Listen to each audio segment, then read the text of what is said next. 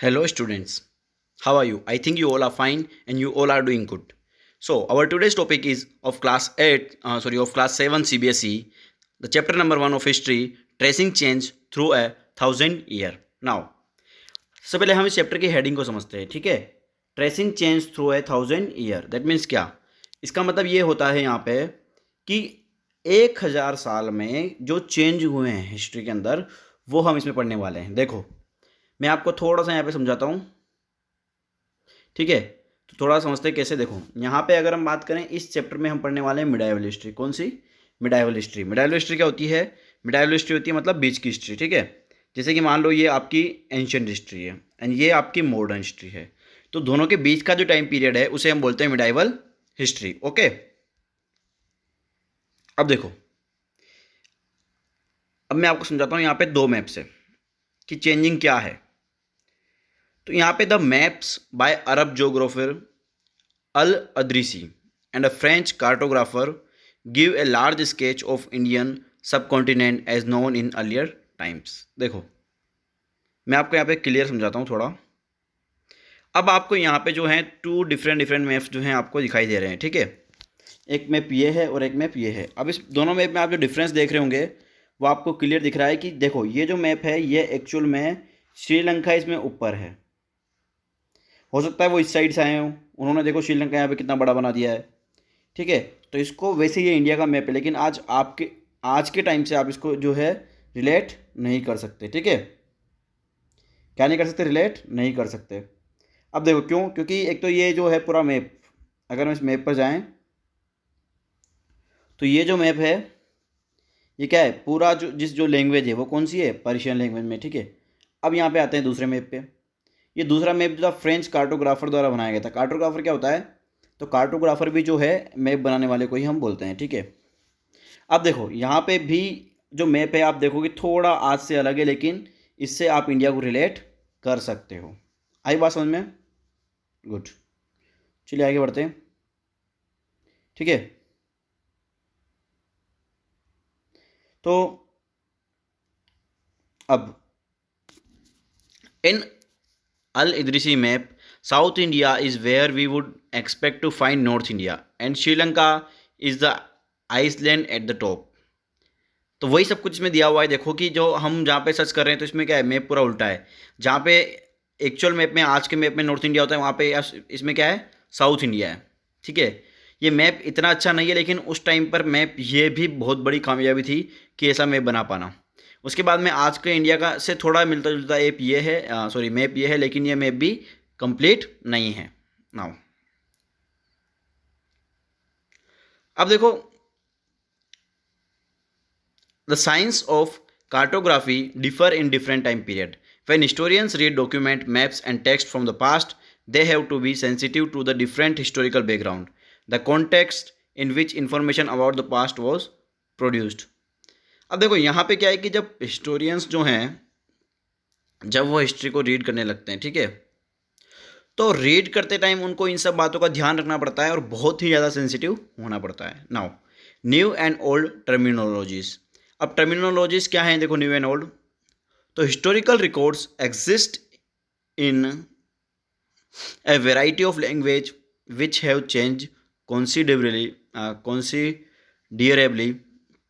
over the years. The difference is not just with regard to grammar and vocab, the meaning of word also change over time. अब देखो, जब historical record होते हैं वो क्या होते हैं कि इतने सारे सालों में क्या होता है, उनमें लैंग्वेज का भी चेंज आता है, ठीक है, और ग्रामर का भी चेंज आता है, इवन उनके मीनिंग भी चेंज हो जाते हैं। तो हिस्टोरियंस के लिए क्या होता है, काफ़ी ज़्यादा न्यू एंड ओल्ड टर्मिनोलॉजीज को समझना थोड़ा उनके लिए बहुत हार्ड हो जाता है। नाउ सेकंड पॉइंट है, the term Hindustan was coined by Minhaj i Siraj, a chronicle who wrote sorry a chronicler who wrote in Persian for area around Punjab, Haryana and the land between Ganga and Yamuna.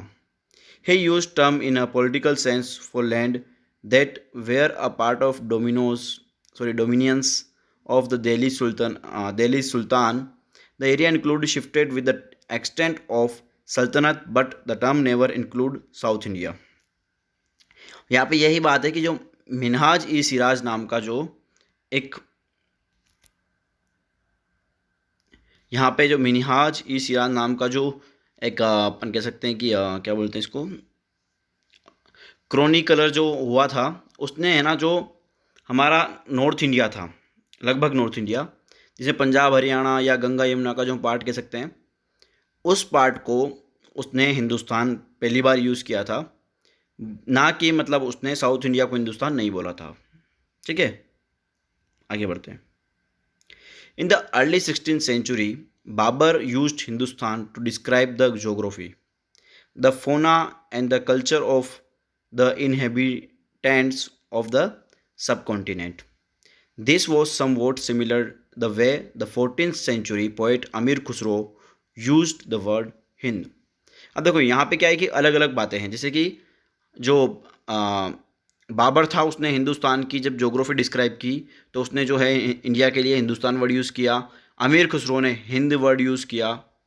In Hindi, the term Paradesi was used to describe an alien. In Persian, it is called अजनबी। अब देखो यहाँ पे क्या है कि कैसे language change होती थी, हम देख सकते हैं कि जब हिंदी में हम परदेसी का मीनिंग देखते हैं तो मतलब उसका मतलब होता है कि बाहर से आने वाला व्यक्ति, लेकिन पर्शियन में इसका मतलब होता है अजनबी। तो दोनों अलग अलग बातें हैं। Now historians today have to be careful about the term they use because they meant different thing in the past. A city dweller therefore might have regarded a forest dweller as a foreigner, but two peasants living in the same village were not foreigners to each other, even though they may have had different religious or caste background. अब देखो आज के time पे क्या है कि historians को जो है बहुत केयरफुल होना पड़ता है ग्रामर को लेकर, लैंग्वेज को लेकर। ठीक है, देखो जैसे सिटी ड्वेलर जो होते हैं और जो फॉरेस्ट ड्वेलर होते हैं, इनको भी फॉरेनर की तरह जो है रिगार्डेड, मतलब फॉरेनर मान लिया जाए। लेकिन क्या टू पीजेंट जो सेम विलेज में रहते हैं वो एक दूसरे के लिए फॉरेनर हो सकते हैं? क्या नहीं हो सकते हैं। ठीक है, पीजेंट समझते हैं ना, फार्मर्स। ओके, तो ये चीज़ है कि हमें जो है चाहे वो डिफरेंट रिलीजियस हो या डिफरेंट कास्ट हो, ये हमको बात जो है समझनी पड़ती है यहाँ पे। Now historian and their sources.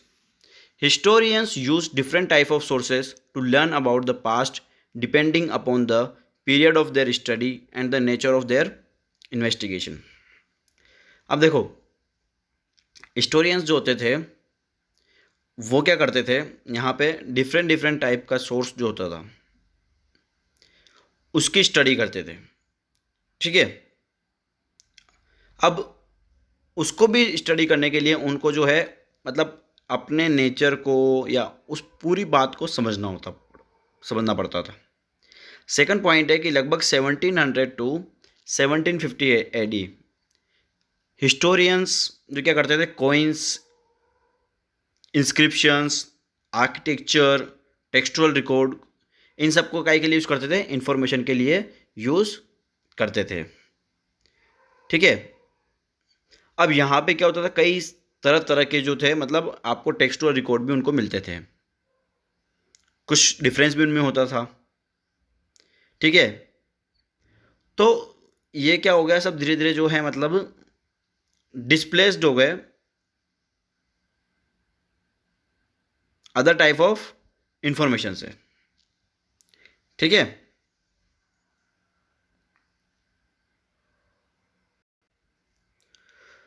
अब देखो यहाँ पे हमको ये बात समझनी होगी कि जैसा मैंने अभी बोला आपको कि मतलब पहले क्या था, पहले हम कह सकते हैं कि मेनली जो डिपेंडेंट थे वो थे रिकॉर्ड्स जैसे कि इंस्क्रिप्शंस वगैरह पे। लेकिन टाइम के साथ पे क्या होने लगा, ये रिप्लेस होने लगे। रिप्लेस कैसे हो गए कि इनके जगह पे क्या आ गए, अब मैन्यूस्क्रिप्ट्स आ गए। ठीक है, मैन्यूस्क्रिप्ट्स क्यों? क्योंकि पेपर जो था वो became cheaper and widely available. मतलब क्या हो, पेपर जो है अब वो मिलने लगा मार्केट में ईजिली और सस्ता मिलने लगा। ठीक है, तो पीपल्स जो थे मतलब उस टाइम के जो हिस्टोरियंस थे उन्होंने क्या किया, उन्होंने होली टेक्स्ट को, क्रॉनिकल ऑफ रूलर्स जो रूलर्स का क्रॉनिकल था, या letter and teaching of saints, इन सबको क्या करने लगे अब वो जो है या पीटिशियल है या जुडिशियल रिकॉर्ड है या for registration of account and taxes, इन सब क्या करने लगे, मैन्यूस्क्रिप्ट्स करने लगे। ठीक है, यानी कि वो हाथ से अब लिखने लगे। अब इससे क्या हुआ कि अब जैसे कि अब देखो उनको पहले लिखा, देन उसको क्या किया, लाइब्रेरी में प्लेस किया, क्योंकि आज के ज़माने में भी हम क्या कर सकते हैं, लाइब्रेरी के अंदर इनको सेव कर सकते हैं, तो लाइब्रेरी में सेव किया, ठीक है। अब ये जो मैन्यूस्क्रिप्ट्स हैं या डॉक्यूमेंट्स हैं, मतलब ये क्या है कि एक ज़्यादा डिटेल बताने लगे कंपैरिजन टू इंस्क्रिप्शंस, ठीक है, क्योंकि इंस्क्रिप्शंस पत्थर पे या कहीं लिखे जाते थे तो इतना कुछ नहीं होता, लेकिन पेपर बहुत ज़्यादा अवेलेबल होता था, तो क्या करते थे अब वो अच्छा और डिटेल में लिखने लगे, ठीक है। तो इससे एक बेनिफिट तो हमारा ये हुआ, इससे हमारी हिस्ट्री और ज़्यादा क्लियर होने लगी और बहुत ज़्यादा अच्छे से रीडेबल होने लगी, ठीक है।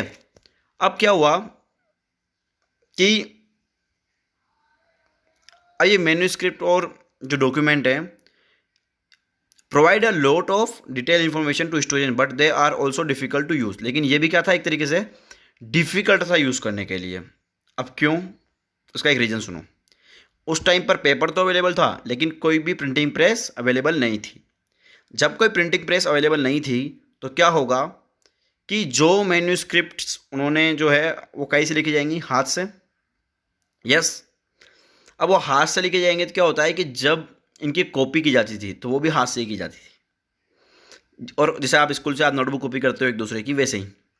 और क्या होता था उसमें, वो स्मॉल चेंजेस अपनी तरफ से ऐड कर दिया करते थे, कई वर्ड कई सेंटेंस।